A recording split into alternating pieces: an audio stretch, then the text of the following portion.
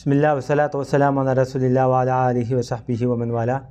Jalaldin Suyuti rahmetullahi aleyhinki Halifler Tarihi namlı kitabındaki dersimizin devamında bugün Abdülmelik ibn Marwan degan Umayyi sultanınki halifesinki tarixini o'qiyapmiz. Bugünkü bu tema Abdülmelik ibn Marwanniki tarix qilgan eng birinchiliklar nima o dedi. Hamda İmam Malik rahmetullahi aleyhinki degan bir rivoyatda men Yahya ibn Saidniki mundaq deganligini anglagan edim dedi. Mescitte peşinbile əsrinin ağırlığında tunca bo'lib namoz o'qigan odam Abdülmelik ibn Marwan va uniki atrofdagi g'ilmonlari, yigitlari birga o'qigan dedi. Mesela imam peşimni o'qib bo'lgandan keyin bular qo'pib asrgacha namoz o'qiydi deganda peşinbile əsrinin ağırlığında. Said ibn Musayyibga shunaq shu vaqtida hamda deyilibdi-da, "Mavla namoz o'qiyotgan bizim qo'pib namoz o'qisak bo'lmamdi" deb shunday qilsa Said ibn Musayyib bunday degan. Bu ibadet degan namozlar, ro'za ko'p o'qiganlikdan emas, ibadet degan Allohning ishlarida tafakkur qilish, Allohning chekilgan ishlaridan yenish, taqvolik qilish bu taqvolik bo'ladi. Ibodat bo'ladi deb shunday javob bergan deydi. Musayyib ibn Abdullahning degan bir so'zida islomda tunji qatam Abdülmelik nomi bilan atalgan odam Abdülmelik ibn Marwandir dedi.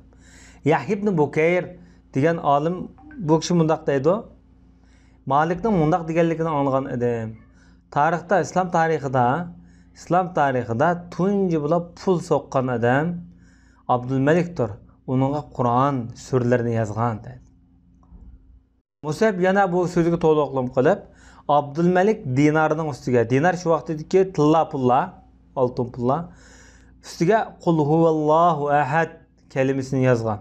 Yani bir yüzge la ilahe illallah kalimasini yozgan. Bu tillani da kumush chemba bilan o'rab, uningga palon shahada so'qoldi bu pul deb yozgan deydi. Hamda chembaniki teshiga Muhammadur Rasululloh arsaluhu bil huda va dinil haq. Yani Muhammed Allah'ın elçisidir, bunu hidayet bilan avatgan, haq dinla avatgan degan xatni yozgan. Demak bu dinar pul, oltin pul umuman da islomiy puroqqa ega holatda xat yozilgan pullarda buni tunji bo'lib o'sha odam islom tarixida so'qqan pul. Hamda Askariyninki Avail nomli kitobida sanat bilan rivoyat qilgan, ya'ni rivoyatchilar to'liq bo'lgan bir mazmunda Abdülmelik ibn Marwan bu odam tunji qatam shu tumar, ya'ni podshohlarga avatilgan xat chekninki teshiga yoki bosh tarafiga Qul huvallohu ahad degan kalimani yozib, ondan payg'ambar sollallohu alayhi vasallamni tarix bilan bayon qilibdi. Ya'ni Rasulullohning ismini yozib, uningga bir chislosini birga qo'shib yozibdi-da. Shundan bir Rimninki podshosi shu vaqtida xat yozib mundaq debdi. Sizlar xat cheklaringlarda payg'ambaringlarning ismini yozib, bir burun bo'lib boqmagan bir ishdan birini paydo qildinglar. Bunda qilmanglar. Agar unda bo'lmaydi ekan, ya'ni bu ishdan to'xtamasanglar, biz tarafdan da so'qqulab sizlar avatilayotgan tilla pullarimizga sizlar yoqtirmaydigan narsalarni yozib qilishimiz mumkin debdi. Bu so'z Abdülmelik ibn Marwanga nihoyat og'ir kelib, darhol Xolid ibn Yazid ibn Muaviya bilan maslahatlashdi. Xolid ibn Yazid ibn Muaviya bu Yazidning o'g'limda, kichik bolasi. Bu Umayyiylar jamoatidan chiqqan nihoyat katta adib olim. Hatto xilofatni qabul qilmagan bu odam. Buni bilan maslahatlashgandan keyin bu odam mundaq debdi. Ularning pullarini biz import qilib ekkanmagan bo'ldi. Sen yangidan pul so'qib, Allohning Rasulining ismi va bu puldan yangi bir pulni so'qqin debdi-da. Hamda xat cheklarga yozilgan ular yoqtirmaydigan gaplarni o'chayma qasdan debdi-da. Shuning uchun Abdülmelik ibn Marwan Hijriyaning 75-yili darhol pul so'qtirgan deydi. Bu tunji bo'lib islom tarixida pul so'qtirilgan vaqtmi shu. Hamda İmam Askari yana askartib, hamda tunji bexil deb nom olgan xalifa Abdülmelik. Shuning uchun buni Rushul Hijara deb ataydi. Rushul Hijara degan shu toshni siqib o'tadigan degan mazmundir bir gap hamda. Bu bexil bo'lg'achqa shundoq atalgan deydi. Bu odamni hamda Abazibban deb atalgan. Abazibban deb atashi bunda bir xil puraydigan degan mazmunda. Bu odamniki og'zi puraydi hamda. Bu adam yana askari deydi. Bu adam islom tarixida tunji gollamchilik bilan shug'ullangan odam. siyosiy qo'llamchilikda. Xalifalarning huzurida boshqalarning so'z qilishini tunji qatim cheklagan odam. Podshohning hayvitini saqlab qolish asosida.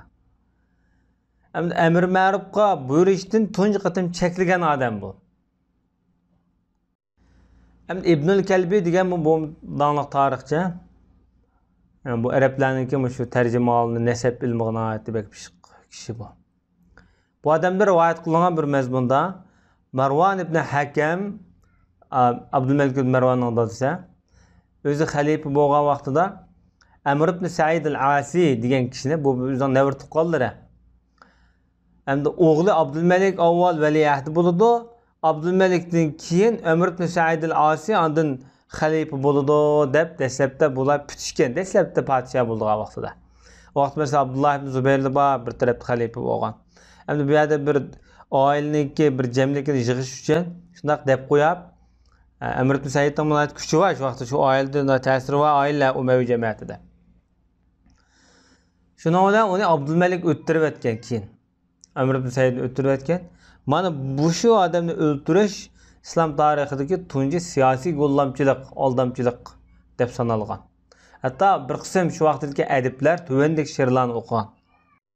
Bu she'rning mazmuni bundoq: "Ey xaloyiq, o'zingizning ko'z qarashingizni oldini ola deb qo'ymanglar, ifodalamanglar, oshkorlamanglar.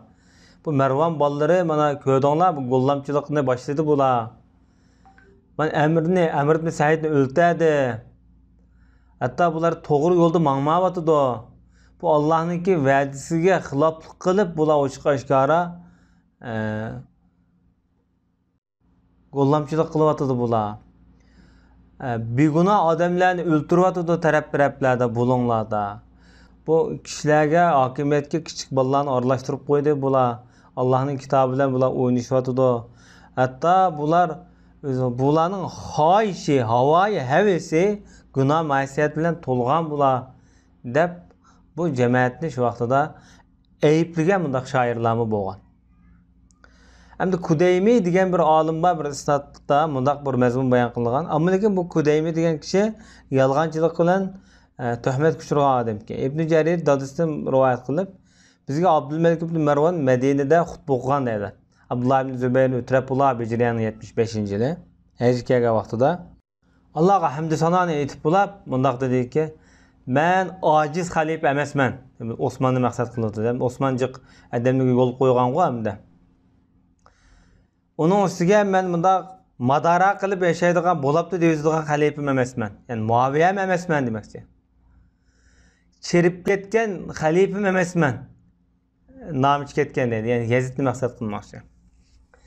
Mendan burunqi xalifalar mushu davlatninki melidan yeb, ichib, mushuni ishiltatdi. Ammo lekin, ya'ni xalqlarga beradi. Ammo mening siyosatim undaq emas. Bu ummatning kesilini ular pul bilan davolagan bo'lsa, men qilich bilan hal qilaman.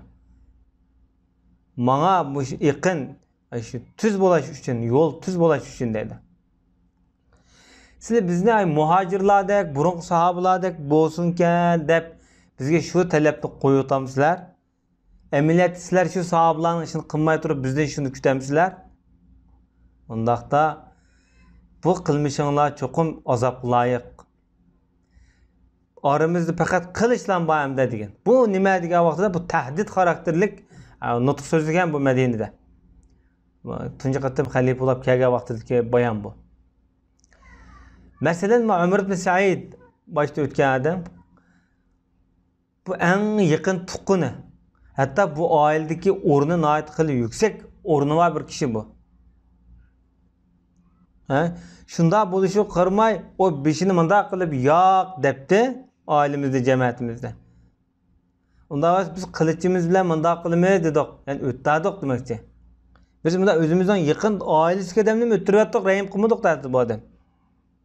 Biz sizlarning har qanday ishingizga bardosh qilib beramiz ey xaloyiq. Ammo munbarga kasga emas chiqib olib yoki bayroq tikilib, ya bunday deganda siyosiy g'arazlik tashviq qilishinglarni yoki siyosiy g'arazda bo'linishinglarni biz umid qilmaymiz degan. Umar ibn Saidning bo'yniga biz bog'lagan og'amchi yeyli ham yinimda. Ezbirayı Xuda Ömür ibn Said'dek bir işini bir kim qıp qalıdı ekan, onun boynuga mush ağamchini men yana salama dedi. Men bir adam bugünden itibaren taqvo bol deb taqvolik buyurumsun. Bo'lmasa boyni kesime deb munbardan tushib ketgan.